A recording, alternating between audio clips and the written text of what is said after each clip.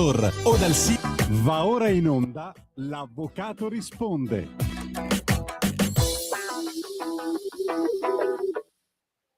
Buongiorno Massimo, a voi la linea. Bella cicciottella, Bella Allora, a voi la linea.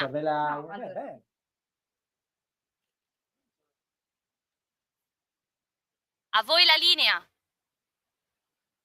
la linea. Bello, molto, molto, sì. Massimo, a voi la linea.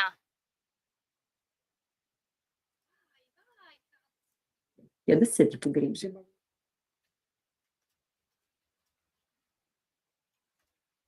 detto che sia.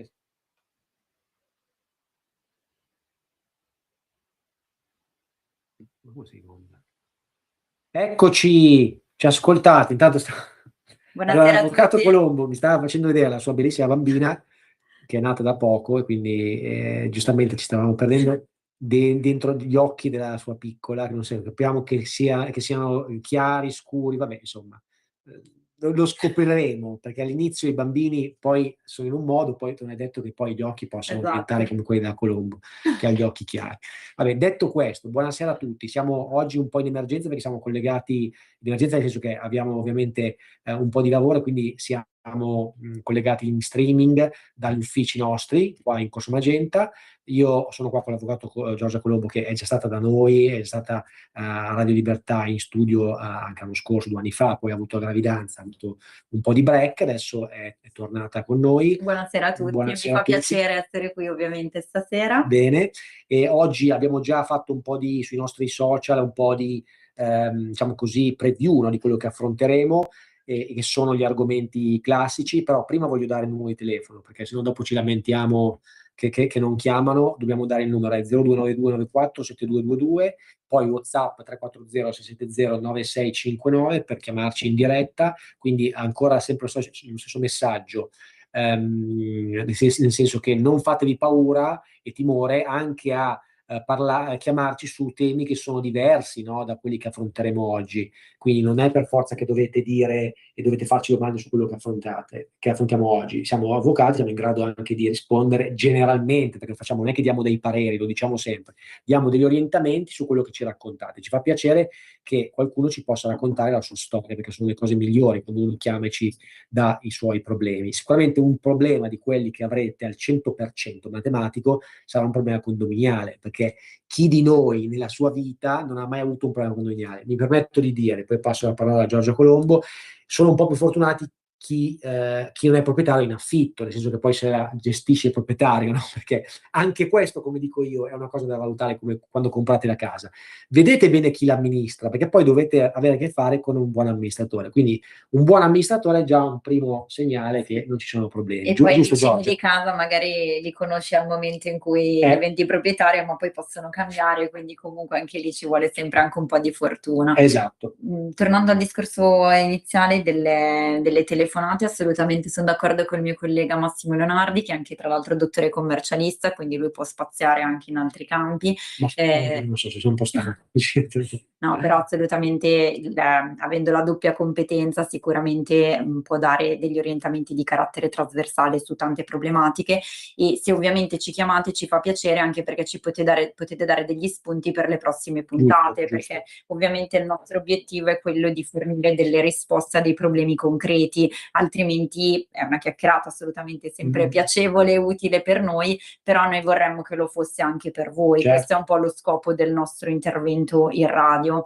E ovviamente la materia condominiale, a parte che è anche la materia di cui io personalmente mi occupo prevalentemente, però è un argomento molto sentito, perché più del 50% del contenzioso in Italia è sicuramente in questa materia, tra l'altro da anni ormai è così, e questo forse perché la maggior parte di noi vive in un condominio, perché il patrimonio immobiliare italiano è molto concentrato in questo ambito, comunque nell'ambito condominiale, e forse anche perché, secondo me per un errore, la materia è mal disciplinata, comunque è poco disciplinata all'interno del nostro codice civile, quindi sono pochi articoli e il grosso di quello che poi si traduce negli orientamenti che noi dobbiamo seguire anche per dare dei pareri, per orientarvi nelle vostre scelte, è basato su quello che sono le decisioni dei giudici, quindi sulla giurisprudenza, e spesso, come sapete, possono cambiare gli orientamenti, quindi è una materia in continua evoluzione e questo ovviamente non aiuta in termini di chiarezza e certezza del diritto.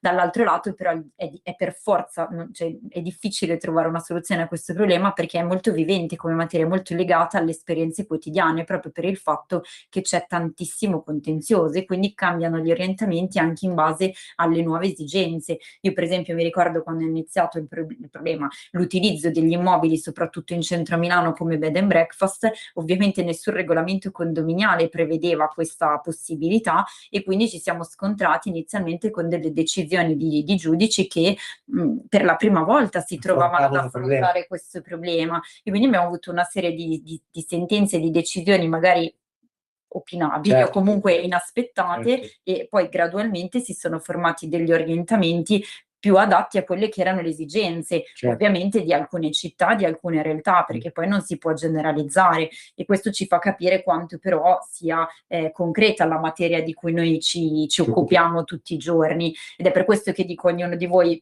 può farci presente e raccontarci la sì, storia. perché chi non l'ha mai avuta una vicissitudine, anche magari della compagna, il compagno, del marito, a volte la casa è intestata uno all'altro, insomma dai, è una cosa frequentissima. Ma secondo me questa è la materia più frequente come problematiche. Io ecco, addirittura parlo di diritto immobiliare perché poi non è solo il condominio, perché uno pensa alla lite tra vicini quando parliamo di diritto condominiale.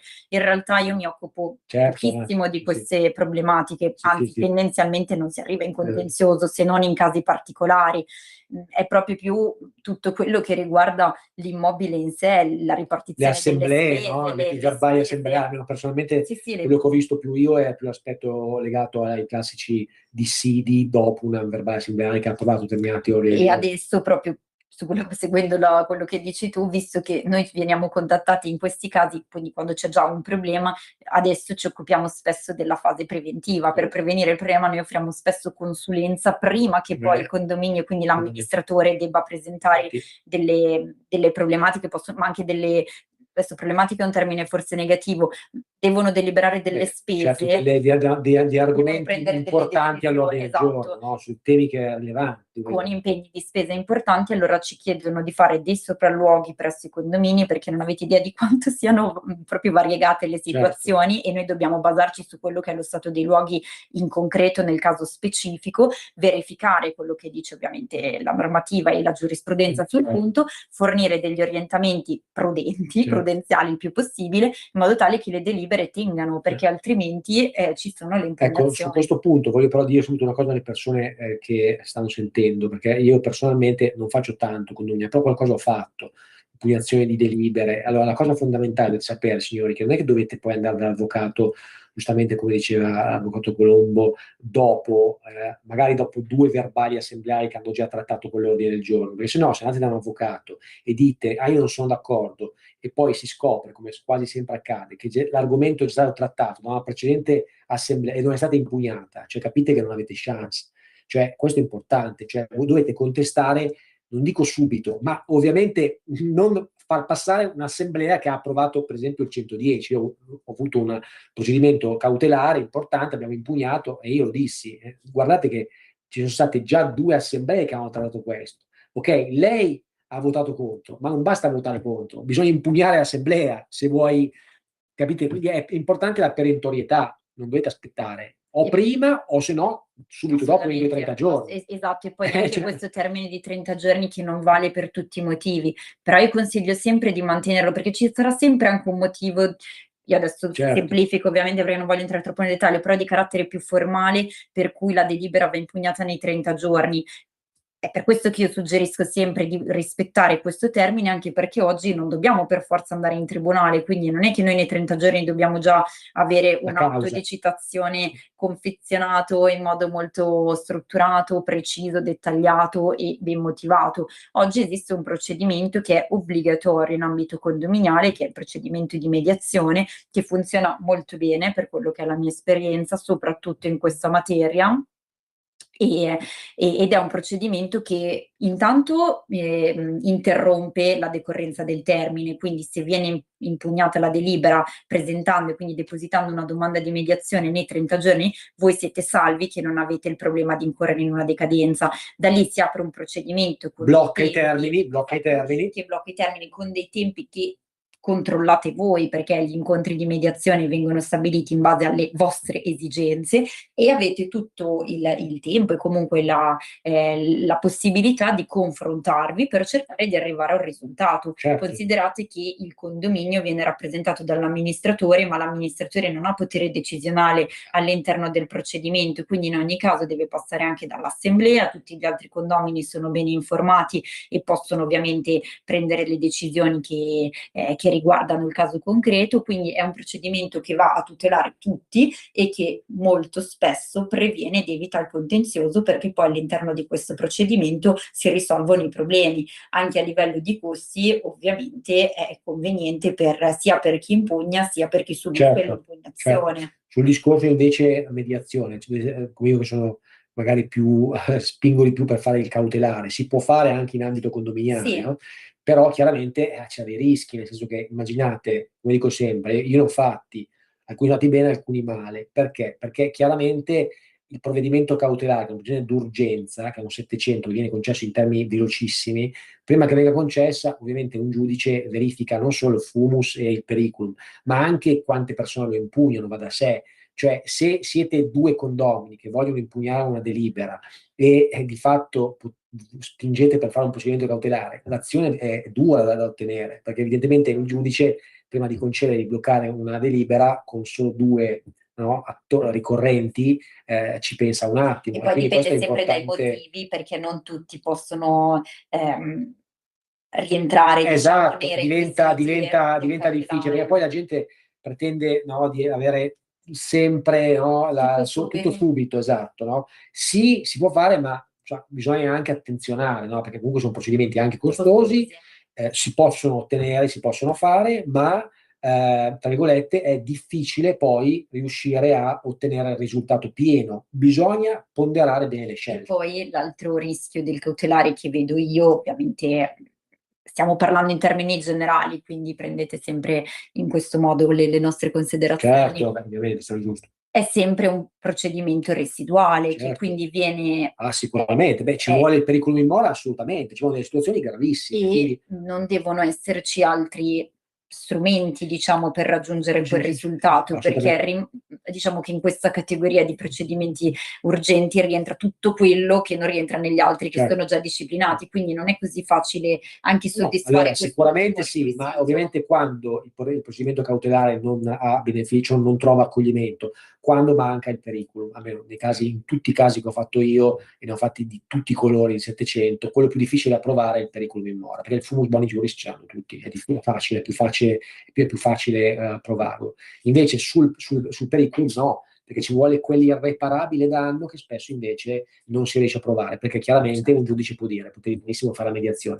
Se invece viceversa impugni un ordine del giorno nevralgico dove dimostri effettivamente che c'è un rischio imminente, allora lo puoi ottenere. Però capite che insomma è difficile, no? Io per la mia esperienza, che magari ho un approccio più legato alla mediazione, ma perché ho avuto molte esperienze positive, quindi vedo che funziona molto bene in certi ambiti e quindi preferisco scegliere, diciamo, come strumento principale quello. Io il cautelare nella materia condominiale invece lo utilizzo molto frequentemente nei passaggi di consegna di documentazione tra non danno i amministratori. documenti, tipico. Quello funziona molto bene. Tipico, ed è ovviamente più immediato, no? onestamente. E poi soprattutto è molto frequente che giustamente questi non consegnano, no? E spesso reiterano cioè non ottemperano delle diffide, questo è oggettivamente nella Ed è consumazione. molto rapido, quindi anche uno strumento che secondo me piace anche ai giudici, motivo per cui vengono accolte quasi senza sempre, problemi, a meno che ci siano dei casi No, particolari. però se effettivamente provi che insomma i documenti devono Non consegnare la sono contabilità, e questo è ovviamente è spiegabile dal fatto che non puoi fare un'azione ordinaria, questo E poi è rapido, come dicevi prima, ottieni un risultato anche un'udienza. Ecco, in audita altra parte, quindi senza difficile. contraddittorio non l'ho mai Noi ottenuto. l'abbiamo fatto una volta, però insomma, comunque cioè un minimo contraddittorio, ma Un in 3 mesi si confronto, chiude cioè, sì, tutto, sì, sì, quindi a Milano sono assolutamente. veloci. Anche Però perché anche in questo caso, ripeto, sono procedimenti che vanno valutati, no per principio, ma con cautela, valutati con grande scrupolo, con grande attenzione, soprattutto il numero di condomini coinvolti, se l'azione non è un'azione così perché quello disturba o ci deve essere una cosa di grave in tutti i sensi. E invece quello della mancata consegna di documenti, quindi questo tipo di cautelare, io lo consiglio molto all'amministratore, che poi spesso è il nostro cliente è anche l'amministratore, non il singolo condomino, perché purtroppo è una categoria molto a rischio, secondo me, come responsabilità quella degli amministratori, perché loro subentrano nella gestione di altri, ma poi si prendono anche delle responsabilità Sì, a volte se non però è anche verificano. vero, Giorgio, su questo do una Prego. bacchettata perché io non è Sì, che sì, sì, cioè, certo. anche questi amministratori mi hanno un po' stancato, nel senso che prima che accetti l'incarico uno deve anche valutare, perché adesso noi abbiamo fatto casi anche noi dove abbiamo, cioè giustamente uno dice, ah sì, ho accettato l'incarico, ma scusa, quando uno accetta un incarico, io sono amministratore di SRL, prima di accettarlo devi verificare che i documenti ci Però sono. non è, allora mi è capitato un caso in cui mi sono proprio resa conto che, cioè, che ci sono delle difficoltà che in un passaggio magari societario tu non hai, perché l'amministratore che subentra nel mandato rispetto al precedente non ha la possibilità di accedere alla documentazione completa del condominio. Esempio, mi è capitato un cliente che è stato nominato, nel 90% dei casi il nuovo amministratore non interviene nell'assemblea in cui viene nominato, certo. si presenta un preventivo, viene revocato quello in carica e si dà la nomina.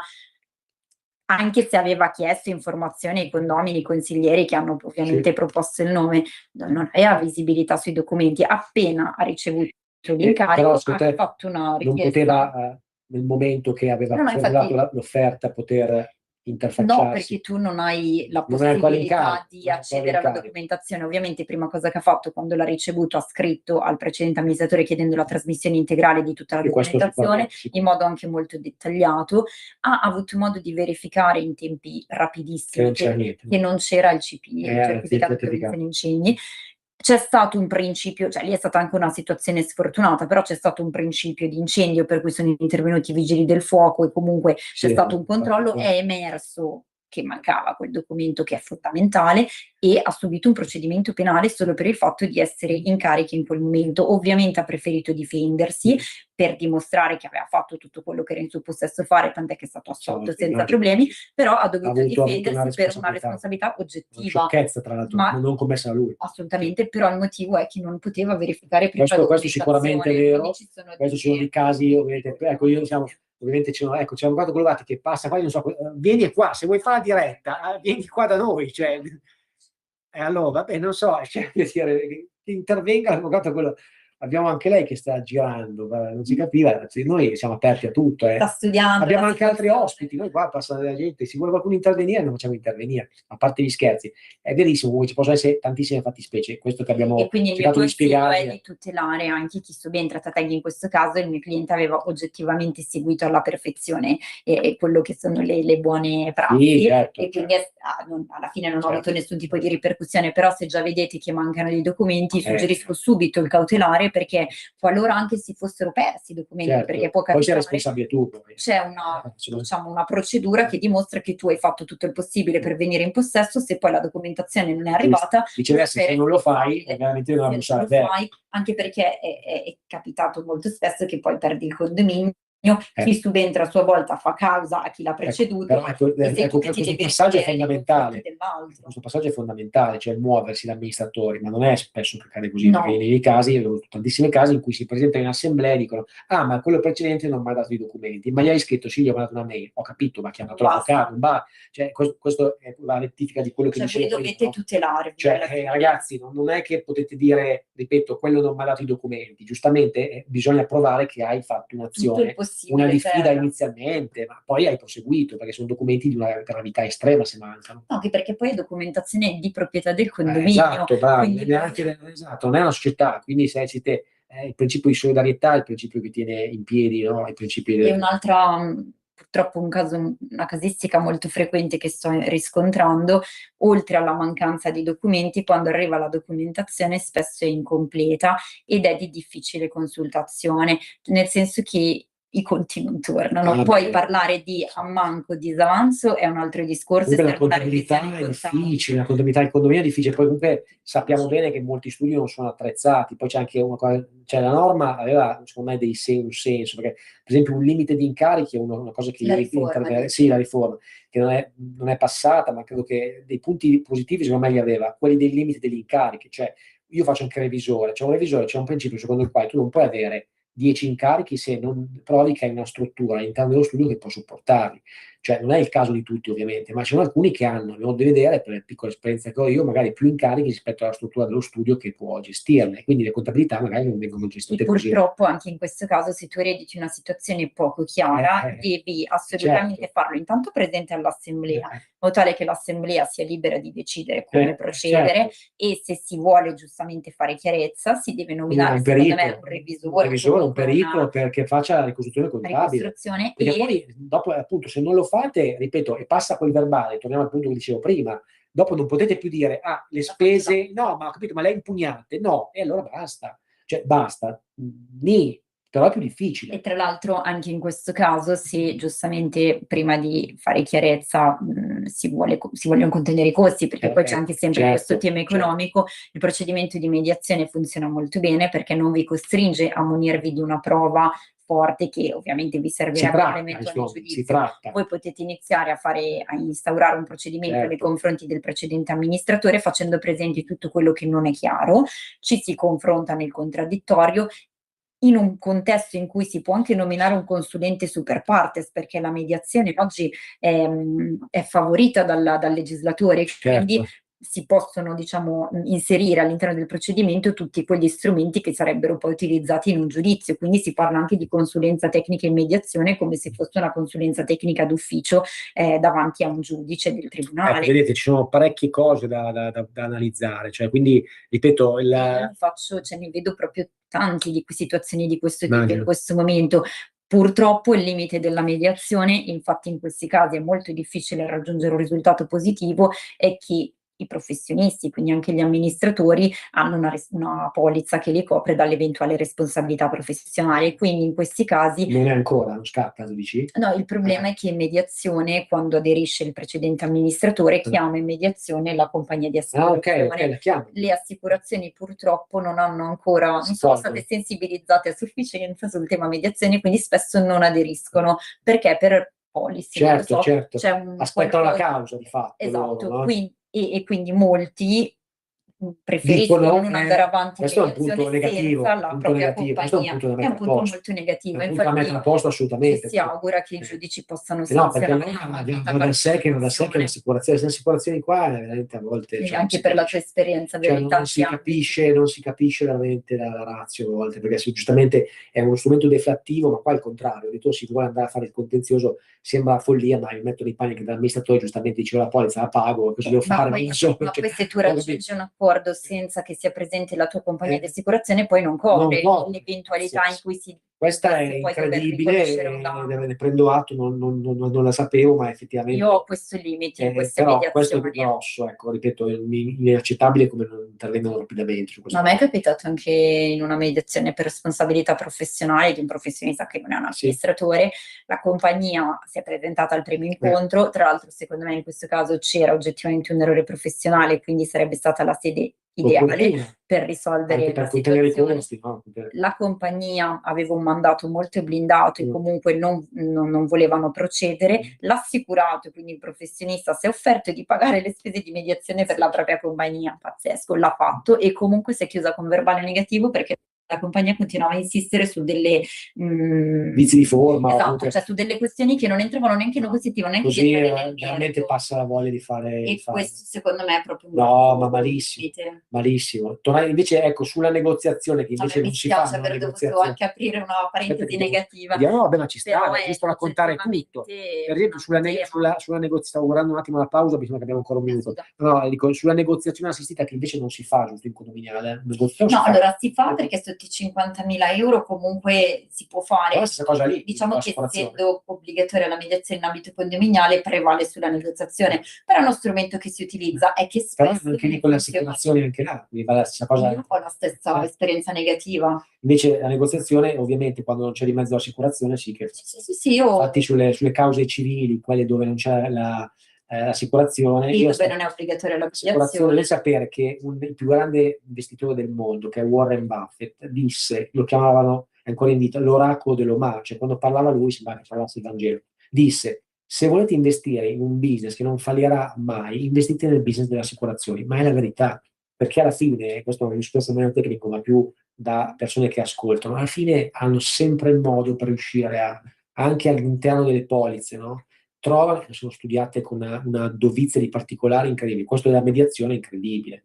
Tu dite di voi se un contraente paga la polizza assicurativa per avere la tranquillità, quantomeno, che sia presente, questa non si presenta, cioè una roba pazza. Allora mi dicono roba che sta un po' cambiando, perché gli organismi di mediazione mi dicono che sta un po' cambiando. Sì, la però deve situazione. esserci ovviamente una norma Sì, perentoria. no, Cioè, diciamo che l'unica norma Eh. sarebbe la eventuale cioè la sanzione certo, che dovrebbe monetaria, la doppia delle esserci, spese, no? ed è Classica. il giudice che dovrebbe Ma sanzionare certo, nel è giudizio. come con la negoziazione, chi Però non io- aderisce ti raddoppia le spese, vedi come poi si Però perpetua. io non ho mai visto applicata questa norma. No, ma deve essere, secondo me, una norma, legge, che integra o il codice di procedura civile o una norma di appendice alla mediazione che introduce delle sanzioni, o sulle spese, in un ipotetico giudizio le raddoppia o le triplica, vedete che poi a primo incontro si presentano sì. Anche le banche mi Ragazzi, dicono stiamo che scherzando. spesso non aderiscono. Ecco, ci abbiamo la pausa, vediamo un attimo se Natalia ci dà la pausa.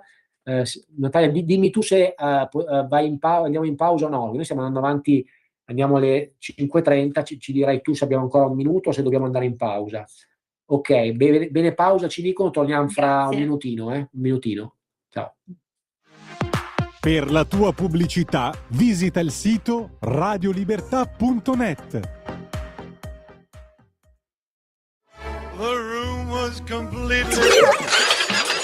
Stanco di perderti i tuoi programmi radiofonici preferiti? Vorresti la tua musica, le tue voci amate sempre con te, ovunque tu vada? Radio Libertà, l'applicazione che trasforma il tuo smartphone e tablet nella tua radio personale.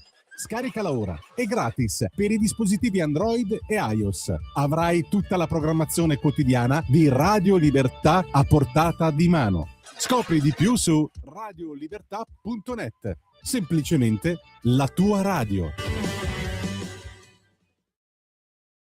Sempre più liberi con la tua radio è il nuovo sito che mette in prima pagina opinioni, firme, notizie, uno sguardo nuovo e originale sui fatti che ci circondano.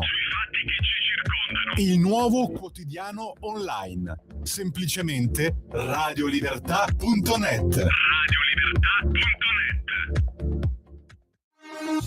Porta con te ovunque Radio Libertà. Scarica la app per smartphone o tablet dal tuo store o dal sito radiolibertà.net. Cosa aspetti?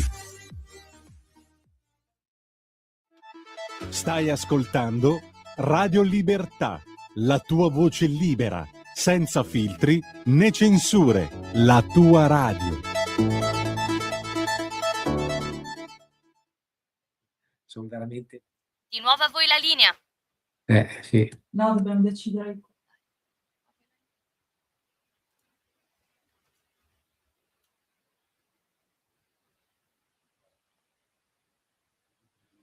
Ma poi visto, sì.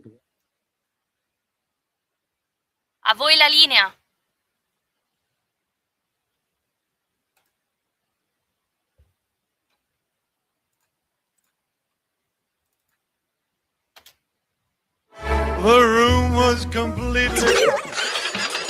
Stanco di perderti i tuoi programmi radiofonici preferiti? Vorresti la tua musica, le tue voci amate sempre con te, ovunque tu vada? Radio Libertà, l'applicazione che trasforma il tuo smartphone e tablet nella tua radio personale. Scaricala ora, è gratis per i dispositivi Android e iOS. Avrai tutta la programmazione quotidiana di Radio Libertà a portata di mano. Scopri di più su radiolibertà.net. Semplicemente la tua radio. Vai, perfetto, ci siamo, eccoci.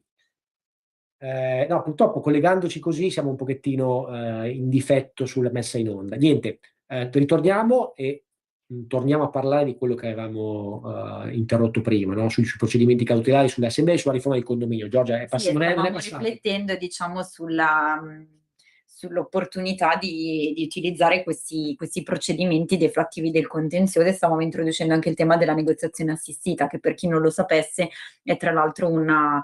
Ci sentono? Sì. Perfetto. È tra l'altro un procedimento... Non si sentiva comunque prima, no? Perché ci aveva detto, mi aveva Ok. chiesto la visita sensibile, ma noi non sentivamo No, l'audio, quindi certo, noi non sapevamo sentiamo. non sentiamo l'audio. Adesso sì, siamo in onda, quindi possiamo partire. Perfetto, no, ci mancherebbe. Ed è un procedimento che, tra l'altro, ha anche meno costi rispetto alla mediazione, perché non c'è un organismo terzo, che è appunto l'organismo di mediazione, ma è un procedimento che viene instaurato da una parte con l'assistenza del suo avvocato nei confronti di un'altra parte che deve avvalersi sempre dell'assistenza legale.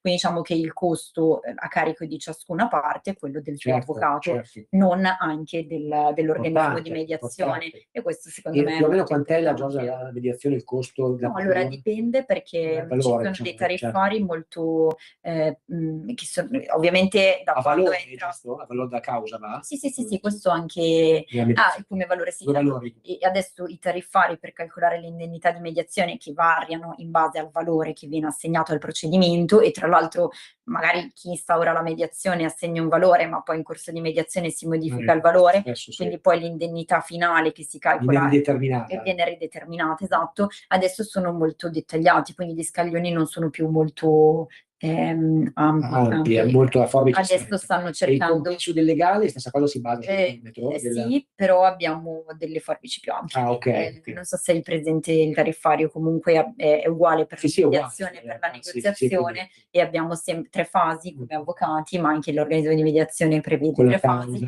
Quindi la prima, che è quella dell'attivazione, se attivi il procedimento, o dell'adesione, se aderisci, quindi se subisci da altri un procedimento di mediazione. Poi c'è la fase della negoziazione, che comprende tutti gli incontri da 1 a 100 potenzialmente, perché non ci sono limiti, e poi c'è la fase eventuale della conciliazione. Se si trova un accordo, c'è un sovrapprezzo da versare all'organismo, e c'è anche il compenso dell'avvocato, che tra l'altro di solito è pari alla somma delle prime 2 fasi, il compenso della terza fase, perché è quello più importante. E di solito già si chiude in quanto la mediazione? Allora, che diventa difficile, diciamo che il legislatore stabilisce 3 mesi, prorogabile di altri 3 mesi. Poi se ci sono delle condizioni particolari, esempio in ambito condominiale, che bisogna passare dall'assemblea condominiale, io vedo che gli organismi sono abbastanza flessibili, perché questa regola, che ovviamente è molto importante perché consente di contenere molti tempi, però non deve andare a penalizzare le parti che vogliono raggiungere un accordo. Quindi comunque, se c'è la volontà, alla fine il procedimento può durare anche qualche mese in più,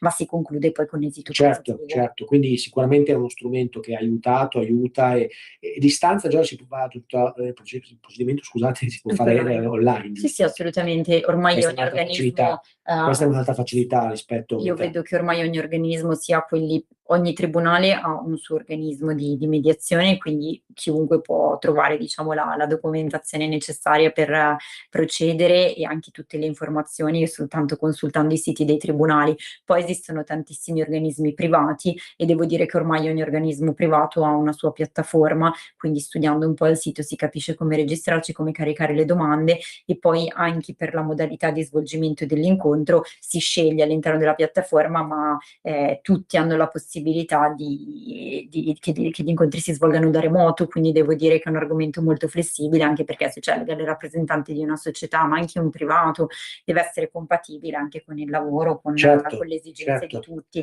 Poi se serve fare gli incontri in presenza, ovviamente si fa. E la domanda è online, giusto, che si fa? Cioè quando inneschi depositi, come spieghiamo tramite le piattaforme. Sì, allora ogni organismo di mediazione ha delle piattaforme, però non c'è una formalità particolare, quindi uno può preparare anche un file Word in cui prepara. Questo è meglio. Devo dire che le ragioni, poi, perché sono per la compilazione gli elementi essenziali sono le parti e i motivi e le ragioni della domanda, ma veramente in modo molto sintetico. Poi ovviamente la procura, perché visto che la deposita l'avvocato ci vuole un mandato, ma anche a livello di E documentazione. la notifica la controparte? No, se ne occupa l'organismo. Nel momento in Un'altra cui cosa tu in più, inserisci i dati, non fa è neanche tutto. un'incombenza di una notifica. È per quello che le parti vanno identificate in modo corretto, in modo tale che ci siano tutti i dati, perché poi è l'organismo che si occupa della notifica, della comunicazione per la convocazione al primo incontro. Quindi diciamo che la parte deposita la domanda e poi il soggetto che la riceve da un terzo, dall'organismo, quindi anche molto più formale rispetto magari a una comunicazione da parte a parte tramite avvocato. Certo. E il vantaggio di questi procedimenti, che sono sia la mediazione sia la negoziazione, è che in caso di accordo, l'accordo di cancellazione ha gli stessi effetti di una sentenza, quindi comunque è un titolo esecutivo, esatto. E purtroppo a me ultimamente capita anche di agire anche sulla una cosa base dei positiva titoli sul di discorso mediazione. anche delle imposte, no? Perché Sì, ci sono delle agevolazioni fiscali importanti.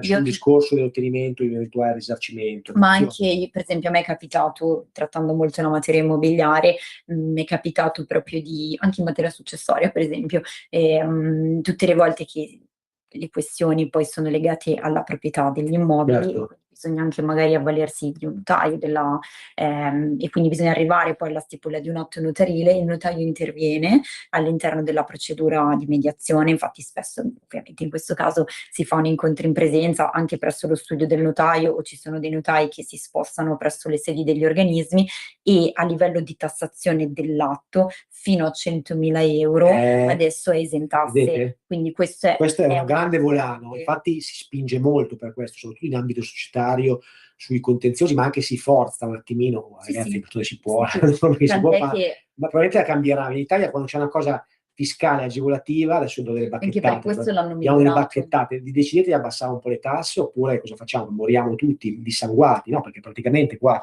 ogni cosa che è vantaggio speriamo che non la tocchino. Diciamo che questo l'hanno, secondo me, per incentivare l'utilizzo di questo strumento, hanno aumentato l'agevolazione perché prima era fino a 50.000 euro, adesso è fino a 100.000 euro. Facciamolo, ma evidenziamolo anche in più, secondo me, bisogna evidenziarlo perché è nevralgico. Capite bene cosa abbiamo detto? Se voi trattate questo aspetto e avete un risarcimento, è detassato, non pagate le imposte, non so se è chiaro. Quindi anche questa cosa qua deve essere detta da un consulente, perché sennò voi partite con le vostre voli pindarici, andate a fare cause inopportune. Valutatelo bene questo aspetto. E quando tu parli di forzare il sistema, in realtà è una forzatura assolutamente controllata e diciamo suggerita da addetti ai lavori. Se io devo avere un accordo, meglio che lo faccio con una mediazione dove hai un titolo esecutivo piuttosto che farlo con una scrittura privata mandata per mail senza data certa, cioè, capite? Poi la forzatura è voluta anche dal sistema perché adesso i tariffari degli organismi, che come dicevo prima sono molto più dettagliati, prevedono anche la possibilità che la mediazione si concluda con esito positivo al primo incontro. Quindi la forzatura sta nel fatto di instaurare il procedimento proprio per raggiungere l'accordo in mediazione per avere l'agevolazione fiscale, e non c'è nulla di vietato in questo, tant'è che gli organismi prevedono un'indennità più bassa nel caso in cui trovi l'accordo al primo incontro. È evidente che se trovi l'accordo al primo incontro nel 90% dei casi hai trattato anche prima, ma va benissimo, cioè non è un errore, anzi, tant'è che hai anche rendi più agevole la procedura. Poi anche per noi spesso, no, c'è anche il discorso success fee, no? Si può identificare eventualmente un premio per il legale, no? Non ovviamente il patto di quota lite che non è possibile, ma si identifica quello che potrebbe essere una somma e l'avvocato va in base al risultato che ottiene, che è giusto un modo per essere contenti tutti. Quindi, ripeto, è uno strumento pratico, redditizio per tutti, efficace e nel modo giusto, secondo me, si deve assolutamente fare, piuttosto che andare a fare delle cause che durano anni. Ecco, ripeto, speriamo che mettano a posto quei 2 o 3 punti per renderlo ancora più agevole, secondo me. Quello del discorso della polizza assicurativa, secondo me, è fondamentale, che deve assolutamente essere messo a posto, e poi una pubblicità maggiore, renderlo, secondo me, ancora più veloce come preparazione di istanze. Insomma, io non è che faccio il legislatore, ci devono pensare gli addetti ai lavori, però secondo me quando uno strumento è più snello, anche meno procedurale, prende piede, come la negoziazione che è molto libera ma allo stesso tempo efficace, non ti dà troppi tecnicismi, troppe procedure da seguire, è molto libera, no, da fare, ecco. Così secondo me la rende ancora più. E poi il vantaggio di questi procedimenti rispetto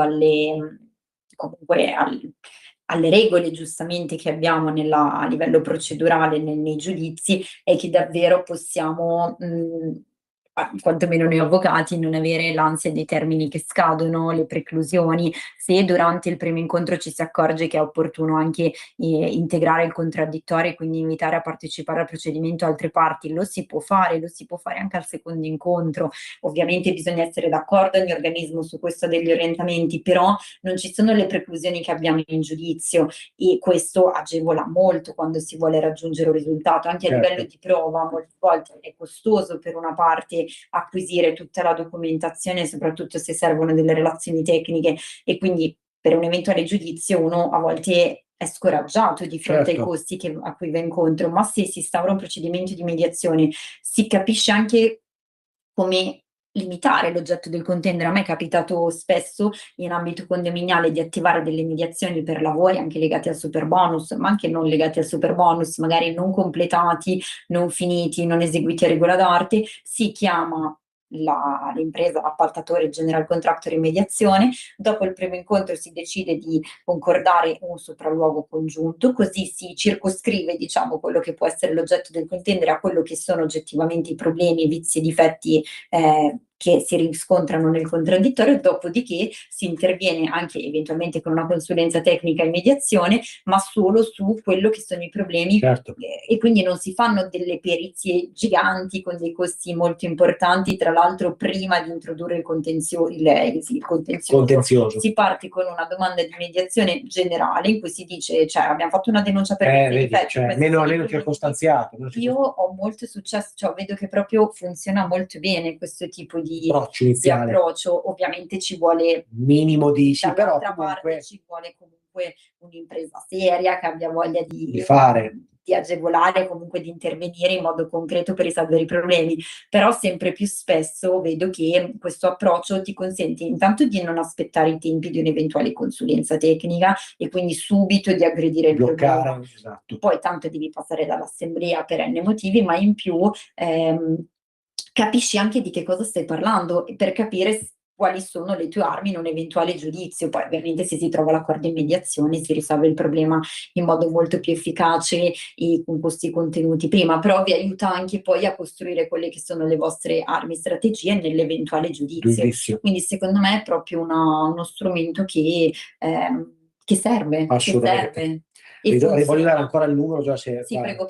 Qua è inutile, quando siamo noi in studio non arrivano le telefonate, la gente sta dormendo, credo sia 5:46, ma è ancora un orario che in teoria non...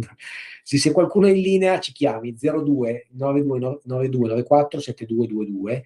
Abbiamo gli ultimi 10 minuti, un quarto d'ora per fare delle domande a ruota libera come volete, e noi siamo qua per voi apposta per rispondere. C'è anche il numero, c'è anche il WhatsApp, puoi dare tu, Giorgia. Sì, 340-670-9659. Esatto. Chiamateci, vediamo se c'è anche Natalia, ogni tanto giustamente dalla regia, e vi davo la linea, no? Natalia mi dice ancora, ma non mi sentivi? No, Natalia, non ti sentivamo, non so come mai. Avevamo problemi di audio, nel senso che io non sentivo quello che mi diceva la regista, mentre noi ci stava dicendo che eravamo in onda. Vabbè, niente, poco male.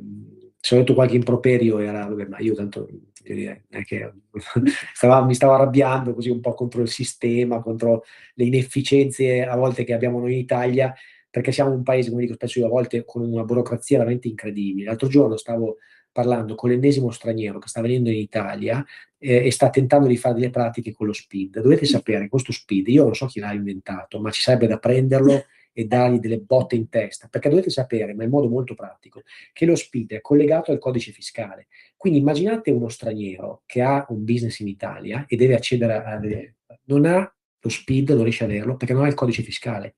Cioè è assurdo. Cioè, ragazzi, ma come si fa?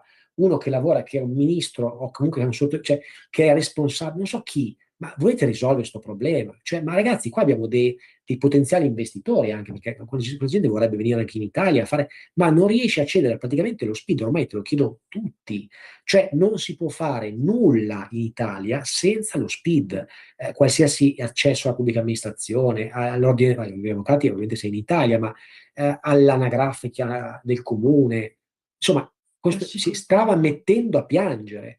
Come si fa? Non ha il codice fiscale, ma noi siamo all'interno della comunità europea o sbaglio? ma scusate, noi siamo i cittadini europei, in teoria dovremmo, non in teoria, anche in pratica, avere il diritto di accedere a qualsiasi pubblica amministrazione con uno strumento univoco europeo.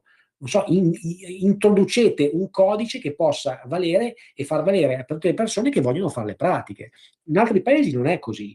Se tu vai in Francia, se sei un cittadino straniero, hai un canale privilegiato dove dirai sei cittadino straniero e non puoi produrre lo SPID, non è che muori lì senza lo SPID. Insomma, già il nome SPID cioè proprio già il nome SPID, cioè già è una cosa che mi urta, perché sembrerebbe un nome veloce, e invece è al contrario, cioè già il nome è stato sbagliato, perché non è SPID, è non so, un maleficio quasi. Quindi, vabbè, al netto di quello, noi abbiamo anche la smart card, che sarebbe una firma digitale, ma anche la smart card per ottenerla devi andare, ti chiedono il codice fiscale italiano.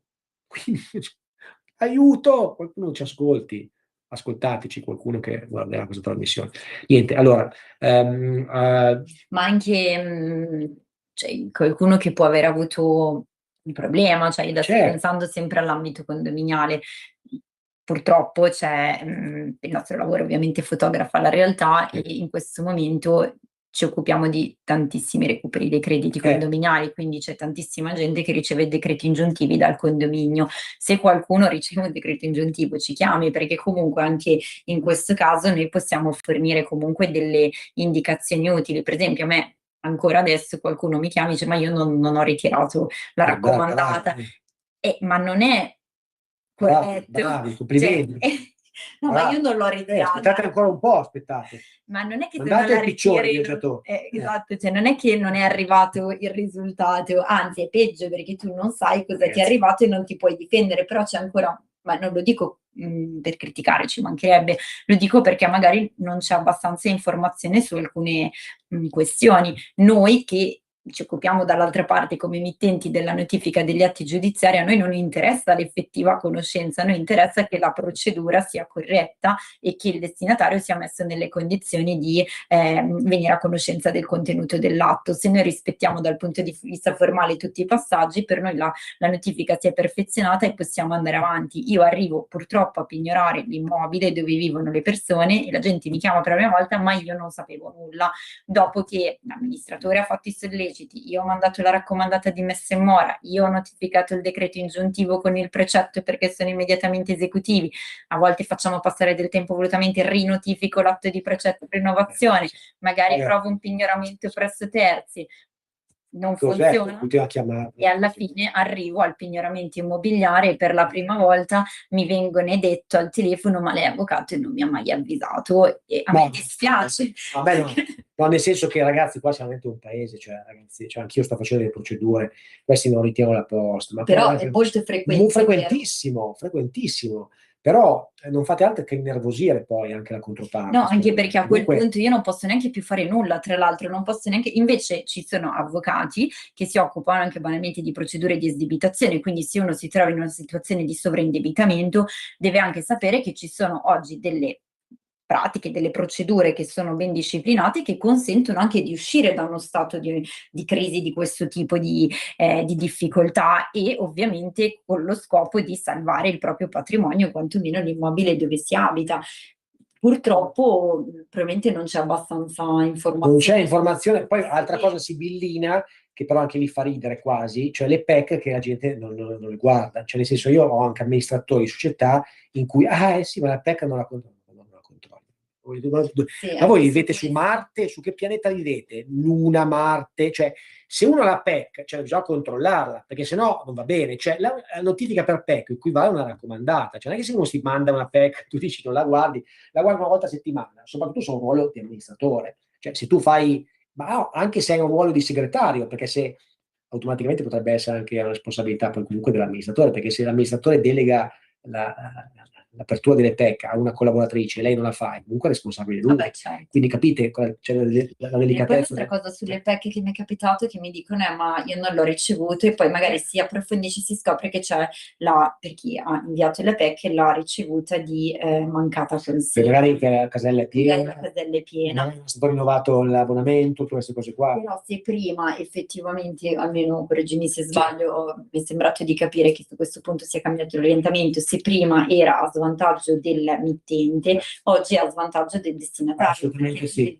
Quindi, non è chi invia la Onere della PEC prova che deve è inverso dimostrare, l'onere della prova. Sei tu che devi dimostrare che hai avuto un problema. Esatto, un Il problema qual problema che è? però Non non di certo che dipende la da posta te. era piena, perché sennò ti mettono a Esatto, ridere. però non Cioè. deve essere a te imputabile, quindi è Assolutamente. molto raro Praticamente rientrare impossibile, esatto. perché la PEC, se tu non hai la casella piena, perché hai pagato l'abbonamento, cioè, quindi, ma è anche giusto questo. Perché... Però questo complica ulteriormente per chi non è Certo. attento, perché effettivamente non la vedrà mai quella comunicazione, non ha modo, ma per chi l'ha inviata poi davvero è un titolo, perché poi si fanno anche le notifiche a mezzo PEC degli atti giudiziari. Assolutamente. Anzi, oggi noi siamo obbligati, esistono anche le PEC per le persone fisiche, esiste un registro per verificare se la persona fisica tramite il codice fiscale è in possesso di una PEC, e se hai la PEC noi siamo obbligati a fare prima la notifica a mezzo PEC. Assolutamente sì, non possiamo mandare all'ufficiale giudiziario.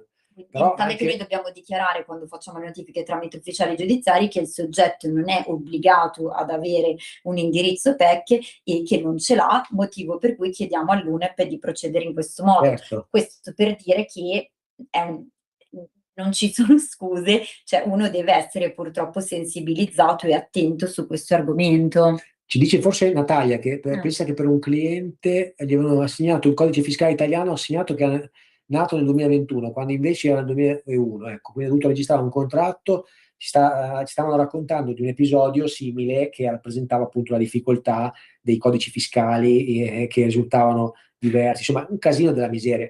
Quando hai a che fare con quella burocrazia della pubblica amministrazione veramente è un problema, anche con le notifiche. Io metterei un'altra norma obbligatoria che obbliga tutti quelli che hanno un ruolo dirigenziale, apicale, di amministratore della società c'è già, quindi che amministratore della società deve avere la PEC, giustamente. Io che faccio tanto contenzioso societario, prima c'è roba da pazzi, tu facevi una praticamente diffida, facevi un procedimento magari di richiesta di sostituzione del consiglio di amministrazione, dovevi mandare 4-5 raccomandate ai membri del consiglio di amministrazione, cioè follia. Cioè siamo nel 2026, deve essere introdotto tutto digitale, tutto.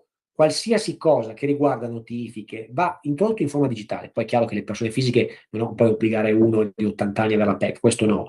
Però chi ha un ruolo di dirigente, chi ha un ruolo di amministratore in un condominio, chi ha un ruolo di rappresentante, deve avere la PEC. Questa norma va introdotta. Per esempio la riforma sul condominio, se non sbaglio, assolutamente, questo è gravissimo, era un punto, aveva 2 o 3 punti che erano secondo me fondamentali e non sono passati, male, molto male, che si sveglino e facciano passare sta norma, perché io non posso notificare nel 2026 con ufficiale giudiziario ancora, ma stiamo scherzando, bravo, non alla signora Rossi che poverina ha 80 anni che ci sta tutto, ma a uno che ha un ruolo applicato. Deve essere introdotta la norma, ma senza guardare in faccia a nessuno. Chi non ce l'ha, multa di 2000 euro, perché sennò poi la gente non lo fa. Però perché... Massimo, la maggior parte non ce l'ha, perché io che purtroppo mi trovo molto frequentemente, no, certo, però io veramente sono una di quelle che si avvale molto frequentemente, quotidianamente dell'UNEP. Però ti ripeto, in ambito societario hanno introdotto l'obbligo con sanzioni, perché poi è inutile, ragazzi, quando ci toccano sul portafoglio uno si sveglia e lo fa, è inutile girarci intorno, no? Perché il metodo duro, sebbene a volte piaccia meno, ma è quello che ottiene il risultato. Introduce una sanzione, chi non lo fa sono 500.000 euro di multa. Vedi come gli amministratori delle SRL poi mi chiamavano, volevo registrare la PEC, certo, beh, bravo, complimenti, certo che devi registrare la PEC, Camera di Commercio, certo. Fai la PEC, Camera di Commercio, giustamente così dai la pubblicità, uno anche in IPEC, ma il nostro portale, c'è un portale apposta dove vai a verificare se uno aveva la PEC, vai dentro, lo verifichi e fai. Sì, perché l'altro problema che io riscontro spesso, soprattutto sugli amministratori, che a volte hanno la PEC ma non è registrata nel portale, e anche in quel caso io non posso procedere con la notifica a mezzo PEC, e questo è un altro problema. Ragazzi, ma veramente, però siamo ritornati indietro nel tempo quasi, quando siamo nel 2026, siamo nel 2006. Cioè la PEC funziona, è un indirizzo attivo, ma non mi consente, c'è la legge che attualmente prevede, diciamo, disciplina le notificazioni, non mi consente di procedere in questo senso, e quindi questo è un limite. Assolutamente. Tempo, costi, perché poi ovviamente è molto più lunga la procedura ed è molto più costosa. Molto più costosa, tempi devastanti. quell'ufficiale giudiziario che poi non capisce, tu gli devi dire guarda, che poi dopo quello non riceve la raccomanda, l'avviso di reperibilità, poi va a dire costi 140 euro.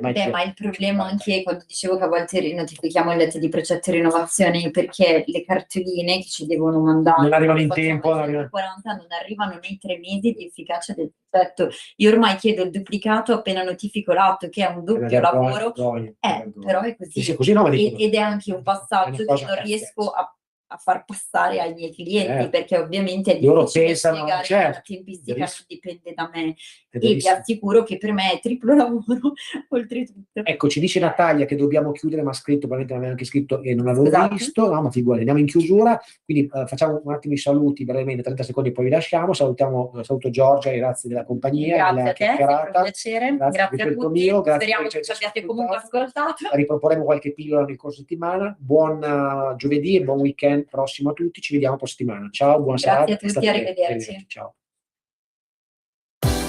Avete ascoltato